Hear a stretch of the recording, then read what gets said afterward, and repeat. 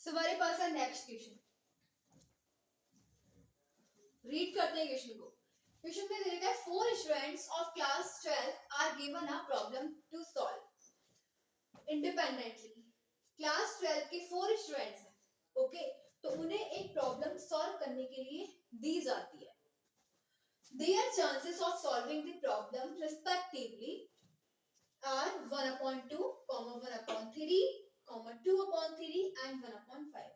अब उनके जो 4 स्टूडेंट्स हैं वो प्रॉब्लम को सॉल्व करेंगे इंडिपेंडेंटली, ओके, और उसके चांसेस हमें क्या दे रखे हैं 1/2, यानी प्रोबेबिलिटी हमें दे रखी है। चांसेस मतलब प्रोबेबिलिटी दे रखी है कि 4 स्टूडेंट्स को लेट कर लेंगे, ये ए है, ये बी है, ये सी है, ये डी है, तो ये ए की प्रोबेबिलिटी हमें दे रखी है, ये बी की प्रोबेबिलिटी दे रखी है, ये सी की एंड ये डी की।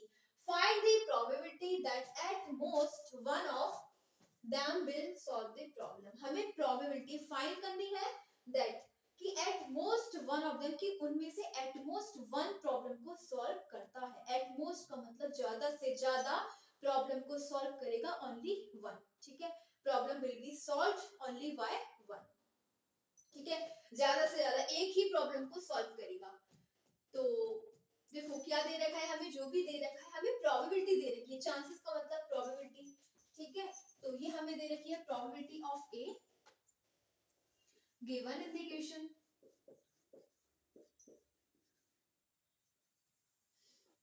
probability of A equals to में half, probability of V equals to में 1/3, probability of C equals to में 2/3 and probability of D equals to में 1/5। ये A, B, C and D क्या है, ये इवेंट है ऑफ सॉल्विंग। यहाँ पे लिख देते हैं A, V, C and D। ये क्या है, V the events of solving problem by A, V, C and D respectively, okay. तो ये हमें इवेंट दे रखी है A, V, C and D कि ये A प्रॉब्लम को सॉल्व कर लेगा हाफ, ये B, ये C एंड ये D, ठीक है। और अगर हम इसका देखो अब हमें प्रोबेबिलिटी जो फाइंड करनी है कि at most one of them will solve the problem, ठीक है, तो probability at most one of them solve the problem. So ये किसके इक्वल हो जाएगा, ये इक्वल हो जाएगा, देखो ज्यादा से ज्यादा एक प्रॉब्लम को सॉल्व करेगा, ठीक है, लेकिन कम से कम कितने भी हो, तो एक केस हमारे पास ये आएगा कि उसमें से ऐसा कोई भी नहीं है जो प्रॉब्लम को सॉल्व करता है, ठीक है, यानी none of them solve the problem, okay. तो हम क्या करेंगे, यहाँ पे हम ऐड करेंगे, अगर जब हम इसकी प्रोबेबिलिटी फाइंड करेंगे तो none of them solve the problem plus, अब देखो एक तो हमारे पास ये केस मिला कि कोई भी उनमें से प्रॉब्लम को सॉल्व नहीं करता, दूसरा आ जाएगा प्लस प्रोबेबिलिटी only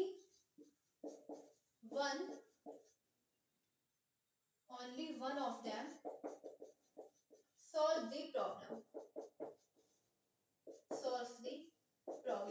ठीक है, और इसको हम ऐड कर देंगे कि उनमें से केवल एक ही है जो प्रॉब्लम को सॉल्व करता है, बस हमारे पास ये फॉर्मूला, और इसको हम फाइंड कर देंगे, दोनों को ऐड कर देंगे, आंसर आ जाएगा, ठीक है।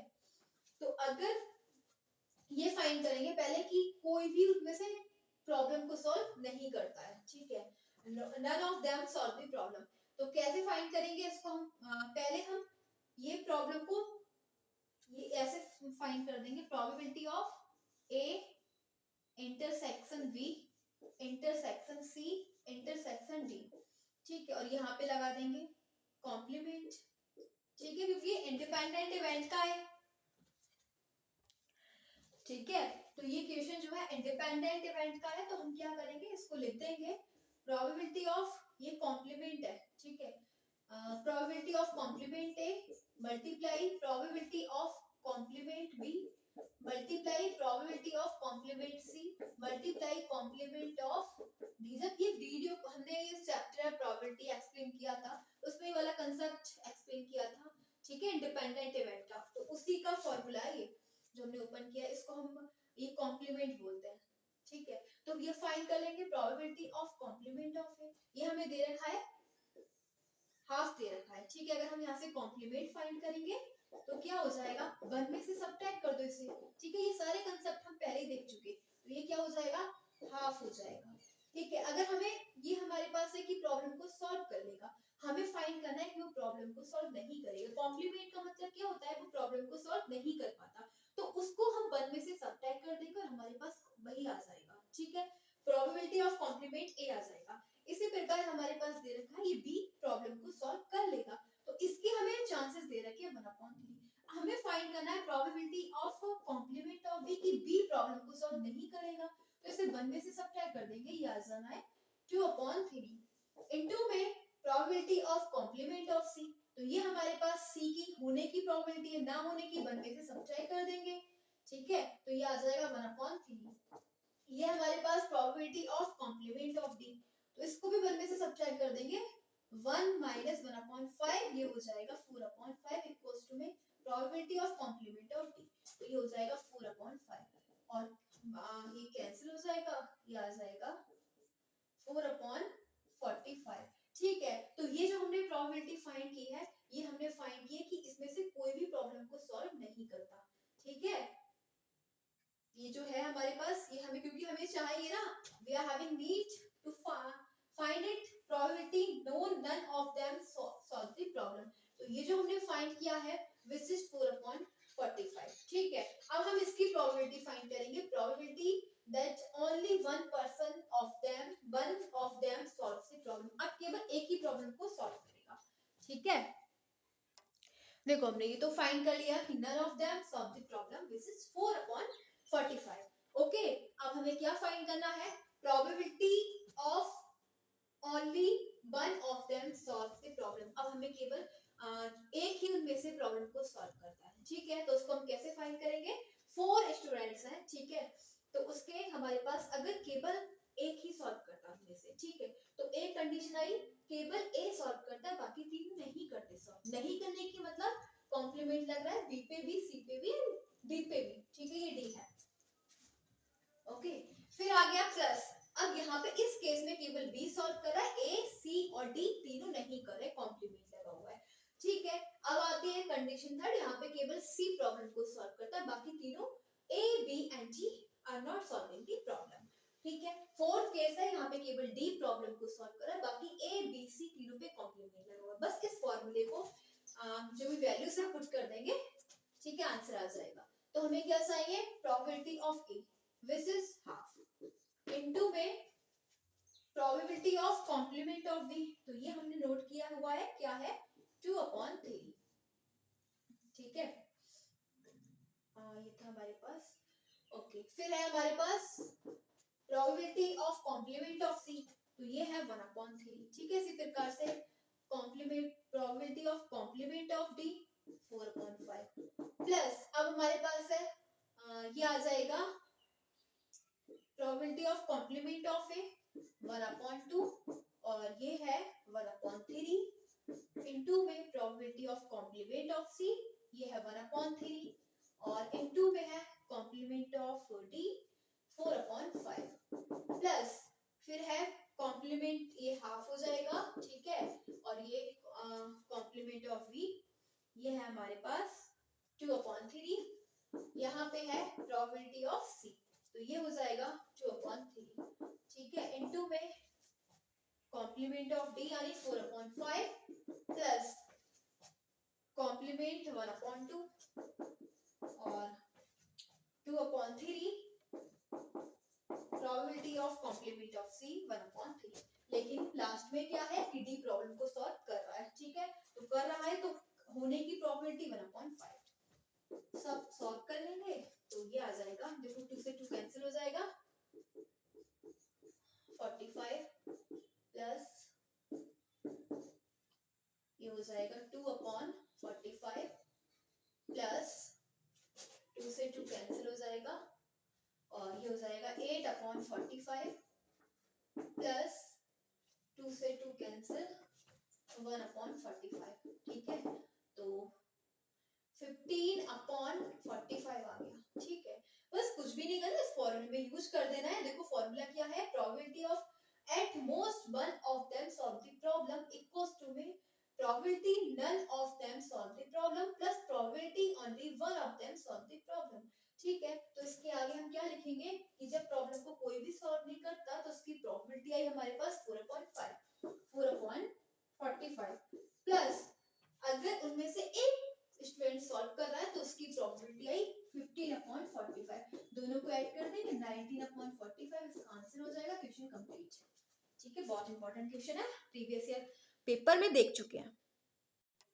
देखो नेक्स्ट क्वेश्चन है हमारे पास, एंड ये जो क्वेश्चन है ये वेस्ट थ्योरम पर है। ठीक है, तो ये कंसेप्ट जो वेस्ट थ्योरम का बहुत इंपॉर्टेंट कंसेप्ट है, वेस्ट थ्योरम पे क्वेश्चन बहुत पूछा जाता है। ठीक है, और एक बात और, वेस्ट थ्योरम में तो एक रूल और अप्लाई होता है। ठीक है, क्या होता है, टोटल प्रोबेबिलिटी रूल। ठीक है, तो टोटल प्रोबेबिलिटी थ्योरम भी इसके अंदर यूज होती है। ठीक है, तो यानी कि इसके अंदर दो थ्योरम यूज हो रहे हैं, बेस थ्योरम और एक टोटल प्रोबेबिलिटी। तो ये क्वेश्चन बहुत इंपॉर्टेंट है, बहुत ही इंपॉर्टेंट कंसेप्ट है। ठीक है, और बेस थ्योरम में क्या फाइंड करना होता है, बेस थ्योरम में हमें रीजन की प्रोबेबिलिटी फाइंड करनी होती है विद रिजल्ट। ठीक है, रीजन की प्रोबेबिलिटी फाइंड करेंगे विद रिजल्ट। ठीक है, और रीजन हमें स्टार्टिंग में दे रखा होता है। ठीक है, और उसके बाद जब हम नेक्स्ट इंक्रीज करते हैं, नेक्स्ट क्वेश्चन को देखते हैं तो वहां पे हमें बाद में रिजल्ट मिलता है। ठीक है, तो पहले रीड करते हैं क्वेश्चन को। दे रखा है, इट इज नोन, ऐसा जाना जाता है that 20% of the students in a school, कि एक स्कूल में 20% स्टूडेंट्स हैव अबव 90% अटेंडेंस। ठीक है, स्कूल में 20% स्टूडेंट्स ऐसे हैं जिनकी 90% से ज्यादा अटेंडेंस है। ठीक है, फिर दे रखा है 80% of the students are irregular. अब उनमें से जो 80% स्टूडेंट्स हैं वो क्या है, इरेगुलर। आपने देखा ये हमारे पास स्टार्टिंग में जो इवेंट दे रखी है, स्टार्टिंग में जो हमें दे रखा है, ठीक है, जो कंडीशन हमें दे रखी है, जो भी हमें ठीक है कंडीशन दे रखी है, उसके लिए दो रीजन मिल रहा है। ठीक है, दो रीजन क्या मिल रहा है कि 20% ऐसे स्टूडेंट हैं जिनकी जो अटेंडेंस है वो 90% से अबव है। ठीक है, तो ये रीजन 1 हो गया।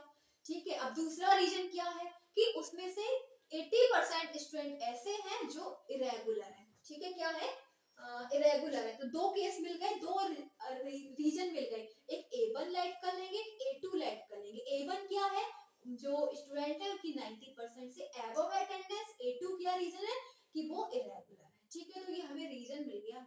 ठीक है, फिर नेक्स्ट देखते हैं, pass your results shows that 80% of students who have 90% attendance and 20% of irregular students get a grade in their annual examination। अब देखो क्या होता है, ये हमें रिजल्ट बताया, हमें पहले रीजन दे दिया, अब रिजल्ट बताया। उसके आगे जब हम बढ़े तो हमें क्या मिला कि अब उसमें से कुछ बच्चे ऐसे हैं जिन्हें ए ग्रेड मिली। तो ए ग्रेड मिली, दोनों रीजन में से बताया है कि ए ग्रेड जो मिली एनुअल एग्जामिनेशन में, तो उसमें से 80% स्टूडेंट ऐसे हैं जिनकी 90% से एबव अटेंडेंस थी। ठीक है, जो ए ग्रेड मिली और उनकी 90% से एबव थी अटेंडेंस, तो ऐसे कितने स्टूडेंट हैं, 80%। लेकिन अब जिन बच्चों को ए ग्रेड मिली और वो कैसे हैं, इरेगुलर है, तो ऐसे स्टूडेंट कितने हैं, 20%। ठीक है, at the end of year, अब ईयर के लास्ट में, एंड में, एक student is chosen at random, एक स्टूडेंट को रैंडमली चूज किया जाता है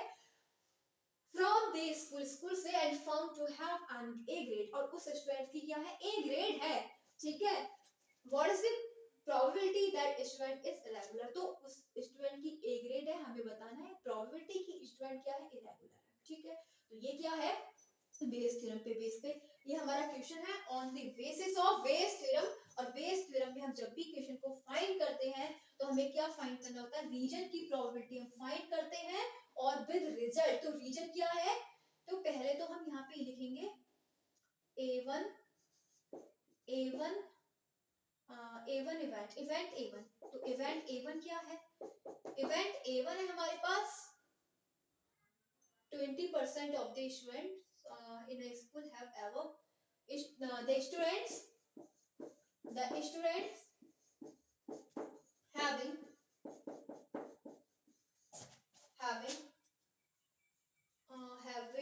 above 90%, having above 90% अटेंडेंस।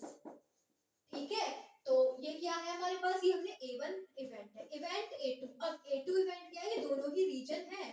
ठीक है, एक ही बात से निकल रहा है, रीजन है हमारा कि एक ही बात है कि A1 है जो 90% अटेंडेंस है। ठीक है, और जो स्टूडेंट है हमारे पास 20%, वो क्या है 90% अटेंडेंस है उनकी, उनसे एबव 90% से। लेकिन अब बात A2 की है। ठीक है, उसमें से 80% ऐसे है जो रेगुलर है। ठीक है, तो द स्टूडेंट्स आर इरेगुलर। ठीक है, ये हमारे पास दोनों क्या आ गए, रीजन आ गए। ठीक है, और ये दोनों रीजन एक दूसरे से सेपरेट है। ठीक है, ये एक्सक्लूसिव ये है, दोनों एक दूसरे से सेपरेट डिफरेंट है। ठीक है, इससे इनका कोई नहीं है। ठीक है, तो ये आ जाएगा। फिर पास्ट, फिर हमारे पास क्या दे रखा है, past your result shows that 80% of students who have 90% attendance and 20% of students। अब देखो लास्ट में हमें क्या दे रखा है कि हमें पहले तो चलो हम ये प्रोबेबिलिटी ऑफ इवेंट A1 की प्रोबेबिलिटी फाइंड कर लेते हैं। तो A1 क्या है कि 20% स्टूडेंट ऐसे हैं जिनकी 90% एबव है। ठीक है, तो 20% का मतलब हो जाएगा, हम इसे चेंज कर लेंगे, ये हो जाएगा 0.2। ठीक है, 0.2 हो जाएगा। इसको हमने परसेंटेज से चेंज कर लिया। ठीक है, 100 से डिवाइड कर दिया तो परसेंटेज रिमूव कर दी। अब probability of A2 event find कर लेंगे। तो A2 इवेंट में कितने स्टूडेंट है जो इरेगुलर है, तो इरेगुलर कितने हैं 80%। 80% को इस परसेंटेज को हमने रिमूव कर दिया, 0.8 आ जाएगा। ओके, तो 0.20 0.80 ये आ जाएगा। ठीक है, अब हमारे पास क्या दे रखा है, फिर हमें नेक्स्ट कंसेप्ट में दे रखा है कि प्रोबेबिलिटी ऑफ कुछ ऐसे स्टूडेंट है जिनकी A ग्रेड आई है। ठीक है, तो और वो इस पार्ट में से, ये पार्ट A1 है। ठीक है, इसको हम B लेट कर लेते हैं। ठीक है, इसको एक बार बोल देते हैं इवेंट B क्या है हमारे पास, इवेंट B। ठीक है, तो इवेंट B क्या है, इवेंट B है द स्टूडेंट गेट